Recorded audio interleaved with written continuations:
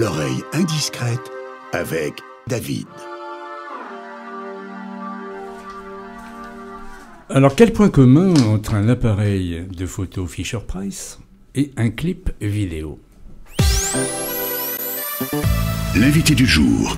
Bonjour Jonas. Bonjour David, bonjour à tous. Alors, merci d'être dans la quotidienne de l'oreille indiscrète, donc sur Radio Pluriel. Effectivement, donnez-moi réponse à la devinette. Entre un Fisher-Price et le clip, il y a un grand écart, là. Alors en fait, c'est pour la petite anecdote, c'est mes parents. Vous aviez 6 ans, hein. Exactement. Ouais. C'est le premier cadeau que mes parents m'ont fait à 6 ans, Ouais. avec des cassettes Dance Machine. Et je pense que ça m'a poussé... Vous êtes tombé dans le bain? Non. Non. Non, du tout. Ça m'a donné envie de photographier un peu tout ce qu'il y avait dans la maison. Oui, des poignées. Des poignées de porte, des rideaux, des trucs... Je sais pas, moi j'aurais fait un paysage, mon chat, mon chien, mes parents. Non, la poignée. Les poignées de porte. Pourquoi les poignées de porte? Mais il y avait que ça en fait. Il y avait que ça qui m'intéressait. C'était... Ah, très curieux. J'avais envie de donner... Ouais. de rendre beau ce qui n'était pas beau en fait. D'avoir Oui, c'est vrai qu'une vision, poignée de porte, il y a quand même beaucoup plus beau. Le fait de photographier tout et presque n'importe quoi, comme les rideaux, les poignées de porte ou autres fenêtres de la demeure familiale, vous a donné envie de travailler dans l'image?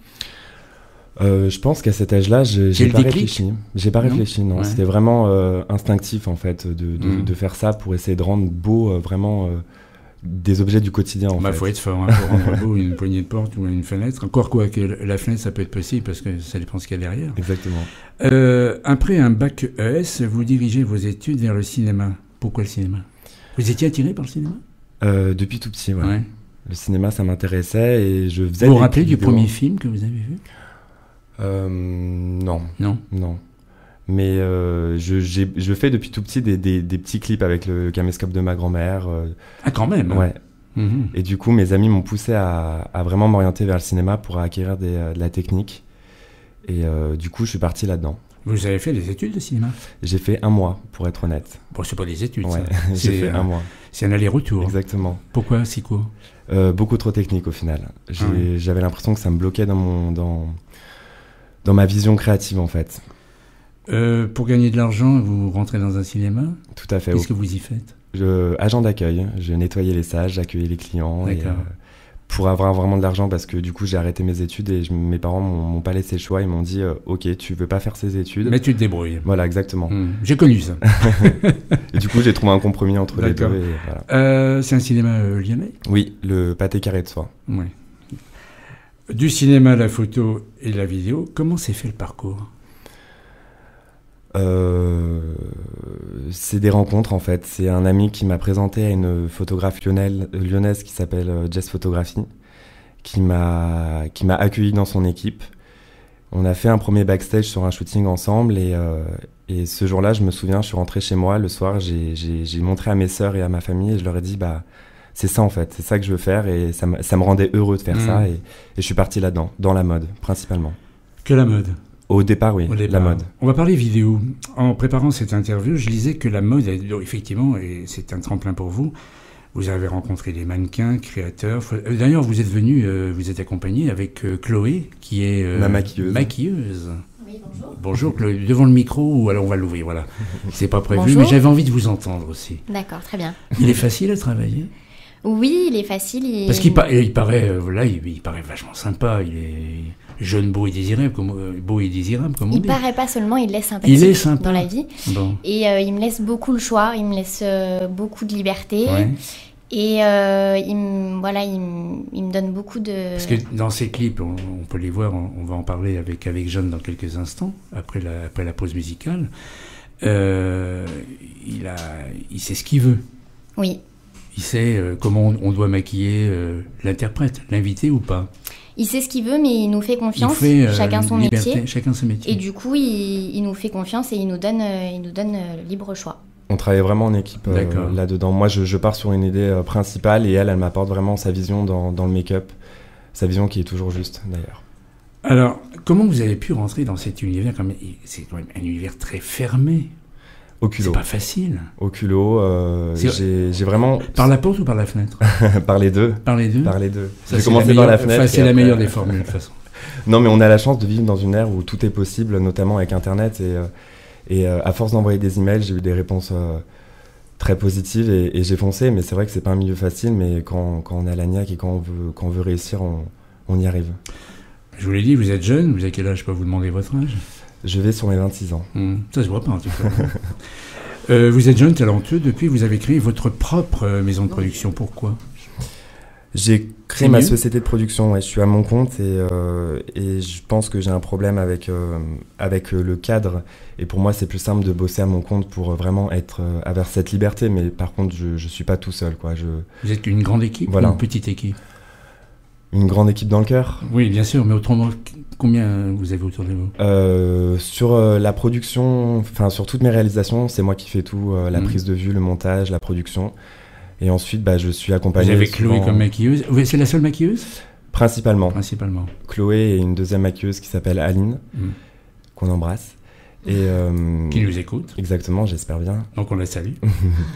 On a aussi un coiffeur, Kevin Jacoto. Je travaille avec plusieurs photographes qui sont. Il y a du stylisme aussi. Dispersés. On a des stylismes, c'est ponctuel en fait, sur certains projets, oui, on a du stylisme, notamment sur des grands shootings, Versace, Dior, Chanel. Alors comment vous travaillez? Comment guidez-vous vos inspirations? Seul ou avec votre équipe? Vous dire, bon, tout est dans ma tête, ou je réunis tout le monde, je réunis Chloé, je réunis ma styliste ou mon stylisme. Comment ça se passe? Alors il y a plusieurs projets différents. Il y a mes projets personnels où c'est la musique vraiment qui m'inspire et je pars sur une idée, je réunis mon équipe et je leur dis j'ai besoin de ça et qu'est-ce que t'en penses? Ensuite il y a les projets, les shootings. Donc ça c'est souvent avec la photographe qui me guide plus moi en me laissant une liberté extrême et après on voit tous ensemble, on fait des moodboards pour collecter les idées, pour que l'univers soit vraiment cohérent. Et après pour les réalisations de clips vidéo, c'est vraiment avec l'artiste et c'est vraiment construit autour d'un scénario. En shooting, vous n'avez jamais travaillé en pub? On a fait des pubs avec des créateurs, des marques. Oui, on en a fait une dernièrement pour une marque de sacs qui est lyonnaise, qui s'appelle Lolo Châtenay. On a créé la pub la semaine dernière, on l'a tournée la semaine dernière. Mais c'est un milieu qui m'intéresse, mais qui est aussi dur que la mode. Le fait de passer à la radio, qu'est-ce que ça vous fait? Ça me touche. C'est vrai? Oui, énormément. Je voulais... tenez, pour vous, on va oublier les autres, une petite pause musicale et on se retrouve après.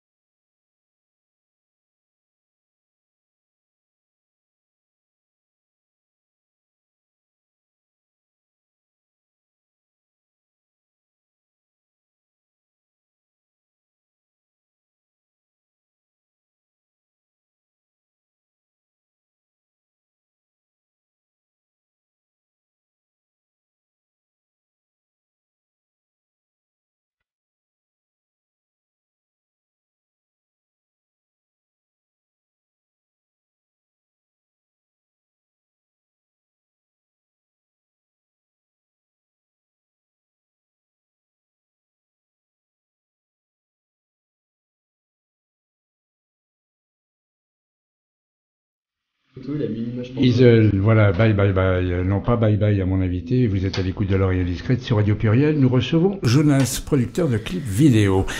Jeanne piétine depuis 10 minutes. Elle me dit, moi aussi je veux parler. Alors, Jeanne, c'est à vous. Alors Jonas, donc en regardant votre site, donc d'ailleurs on va donner votre site qui est www.jonasb.fr. Donc j'ai vu que vous avez fait de nombreux projets avec Fashion TV, avec la célèbre chanteuse Iselt, ou bien encore avec des associations. Quels sont les contrats les plus intéressants que vous avez eus ?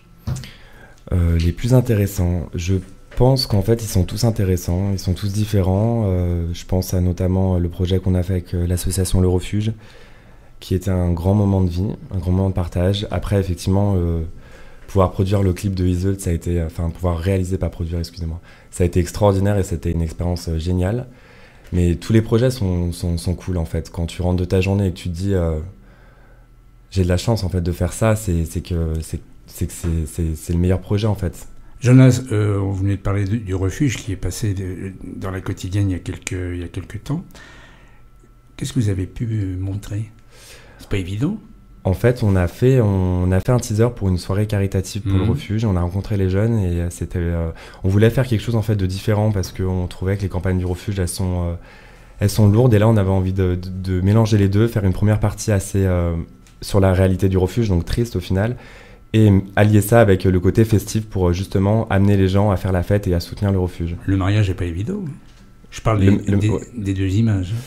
Ben oui, c'était dur, mais c'était le challenge et je crois qu'on l'a réussi puisque tout le monde était content et la vidéo a plu. C'est une excellente association. Jeanne.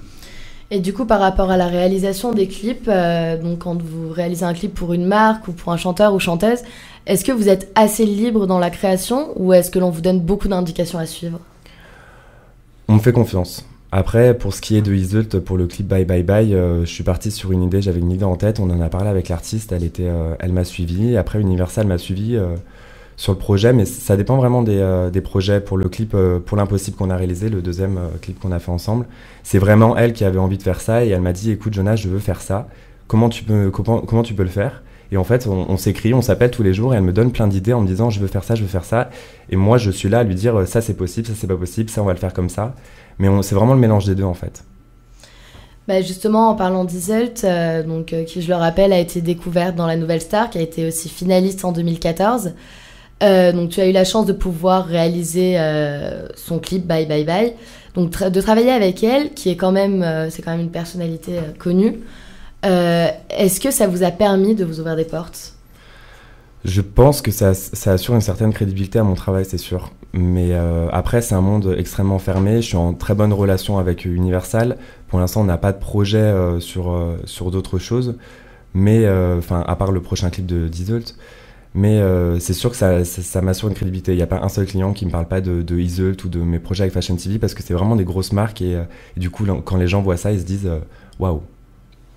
Et vous avez d'autres projets par la suite, comme par exemple produire le clip du nouveau gagnant de La Nouvelle Star ? Alors, on est en contact avec, elle s'appelle MJ, celle qui a gagné La Nouvelle Star cette année. Le clip a déjà été réalisé, le clip de son premier single. Là, on est en contact pour éventuellement parler sur ses prochains visuels vidéo, oui. Et comme chaque producteur de clip vidéo qui a sa propre patte, comme on peut voir avec le célèbre producteur Woodkid, quand on voit ses clips, on reconnaît de suite que c'est lui qui les a réalisés parce que toutes ses productions sont en noir et blanc avec beaucoup de ralentis. Et j'ai vu que dans vos clips, vous utilisez des fumigènes. Alors je me suis demandé si c'était pour vous créer votre propre personnalité et pour que le public puisse vous reconnaître directement grâce aux fumigènes. Que c'est vous le réalisateur. Est-ce que j'ai raison ou les fumigènes ont une autre utilité ? Pour être honnête, au début, les fumigènes, je les mettais...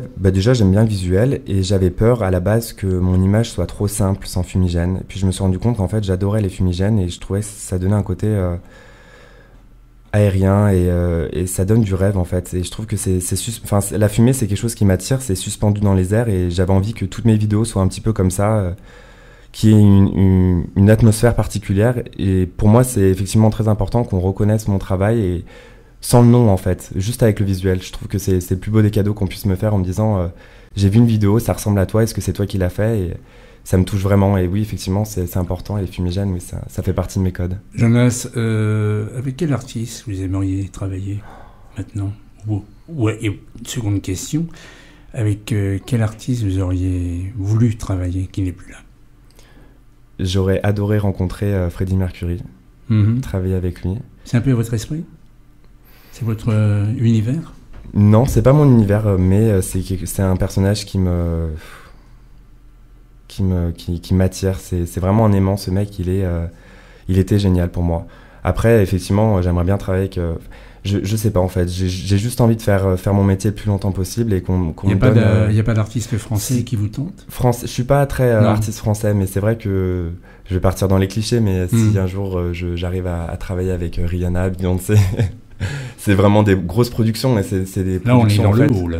En fait, c'est même pas les artistes, c'est vraiment la production, c'est le budget. J'aimerais qu'on me donne un budget énorme pour pouvoir faire quelque chose d'exceptionnel et faire un visuel qu'on n'oubliera pas, quoi. On parle de budget, c'est cher un clip? Tout dépend. C'est-à-dire? Tout dépend du projet, tout dépend de l'artiste et tout dépend de la production surtout qu'il y a derrière. Tout à l'heure, vous disiez, on peut tout faire et pas non plus en même temps. Est-ce qu'on peut aller très loin dans le clip? Ça dépend de l'artiste, encore une fois, parce que certains artistes ont des exigences peut-être des fois incontrôlables. Donc vous êtes là pour leur dire, oh là là, attention, là, soit on peut pas le faire, et pourquoi on peut pas le faire? Ou alors, évidemment, c'est... Alors déjà, à la base, il y a le coût. Il y a le budget, à la base. Le budget, bien sûr. S'il n'y a pas le budget pour faire la chose, moi, je dis non. Enfin, de toute façon, on pourra pas le faire. Mais après, effectivement, ça dépend aussi de ce que l'artiste veut donner, parce qu'on ne peut pas non plus attribuer une image qui ne lui correspond pas. Donc... Et les majors, là, donc les maisons de disques qui ont de moins en moins de moyens, il faut reconnaître, c'est vrai. On ne vend plus du disque comme avant. Grâce à Internet, c'est pas toujours facile. C'est pas toujours facile, mais on s'en sort bien. Et d'ailleurs, le clip Bye Bye Bye était prévu pour Internet. C'est ce qu'on appelle une vidéo lyrique, donc les paroles devaient défiler à la base, comme sur YouTube. Et en fait, le public de Iseult l'a choisi comme visuel officiel. Il est parti en télé. Donc, pour être honnête, on n'a pas eu le budget de clip à la base. Mais la plus belle des récompenses, c'est qu'en fait, le public l'a choisi et qu'il a été diffusé sur toutes les chaînes musicales et, pendant 3 mois. Donc, ça prouve bien qu'on peut faire pas mal de choses avec très très peu de budget. Jeanne? J'ai vu sur votre site un de vos clips, Homme. Et j'aimerais savoir, parce que c'est pas pour une marque, c'est pas pour un chanteur, pourquoi vous avez réalisé ce clip? Ça fait partie de mes projets personnels qui sont ultra personnels et qui me correspondent en fait. C'est un petit peu pour faire parler de moi et savoir, enfin expliquer aux gens ce que j'ai dans la tête et ce que j'ai dans le cœur. C'est un projet un peu dur qui parle de l'homosexualité et de l'acceptation dans cette société. Et pour moi, c'est important de pouvoir s'exprimer et de pouvoir donner aux gens comme ça. Donc effectivement, c'est loin de ce que je peux faire, mais c'est important pour moi aussi d'avoir plein de choses différentes sur mon book et ça en fait partie. Demain, c'est un très beau clip. Oui. Demain, puisqu'on parle d'homosexualité, demain on va parler de l'homophobie au travail. Et c'est pas triste. Moi, j'ai une dernière question avant de nous quitter. Jonas, si je vous dis Scopitone, qu'est-ce que ça représente pour vous? C'est loin, hein? Ça représente un jukebox qui alliait l'image et la vidéo. Oui, le son et l'image. C'est un peu ce que je fais actuellement, ce que j'essaie de faire du moins. Bah, on est loin du Scopitone. D'accord. Ben, merci Jonas. Merci à vous. Merci Chloé. Merci à vous. Vous êtes mignonne en tout cas. C'est gentil, merci. On fait de la radio. Voilà, non, c'est pas gênant. C'est toujours agréable d'avoir de dire quand on est bien. Merci d'être venu pendant quelques minutes dans la quotidienne. Ah si, j'ai encore une question avant de conclure. Le long métrage ou le court métrage, non? Restez toujours sur le clip? Ça vous tente pas Je suis en train de préparer un court métrage. Ouais. Mais je vous en dirai pas plus pour l'instant. On se revoit, pardon? J'espère bien. J'espère. En tout cas, nous, ça nous a plu de vous voir. Merci en tout cas. Et de vous entendre. Merci Très jolie beaucoup. voix, vous devriez faire de la radio. Merci d'être venu pendant ces quelques minutes dans la quotidienne de L'Oreille Distraite sur Radio Pluriel.